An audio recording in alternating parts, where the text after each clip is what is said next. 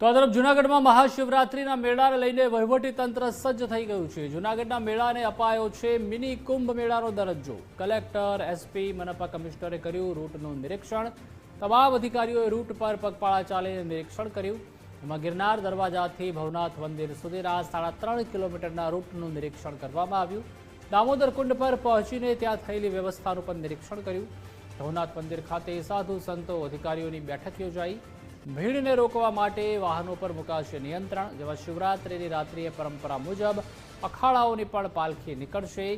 જૂના આહવાન અને અગ્નિ અખાડાના દેવતાઓની પણ પાલખી નીકળશે। દર શિફ્ટમાં 600 કર્મચારીઓ વ્યવસ્થા હેઠળ રહેવાના છે। ભવનાથમાં રહેશે ખડે પગે। તેમજ મેળાના પ્રથમ દિવસે સાંજે ભવ્ય ડમરૂ યાત્રા, મહાઆરતી, ધર્મસભાનું પણ આયોજન છે। નાયબ મુખ્યમંત્રી હર્ષભાઈ સંઘવી પણ પ્રથમ દિવસે ઉપસ્થિત રહેશે। પ્રયાગરાજમાં કુંભ મેળો થયો હતો એવું જ આ મિની કુંભ સરકારે જાહેર કર્યું છે। અને પ્રભુ રૂપરેખા જોવા જઈએ તો આમ આખું અનેરું ઉત્સાહ પ્રજાજનોમાં, સાધુ સંતોની અંદર છે।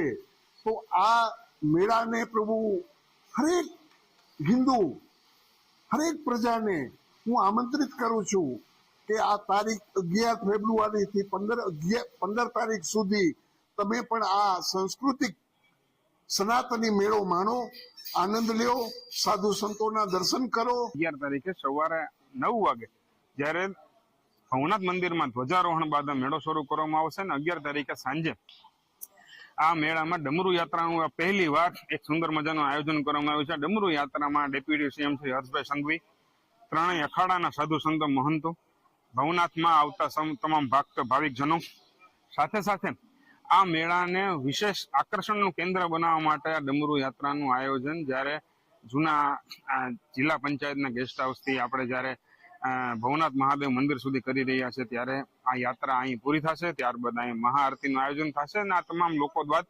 ધર્મસભામાં પરિવર્તિત થઈ જશે। તો આનો વિશેષ લાભ લેવા સર્વેને અનુરોધ છે।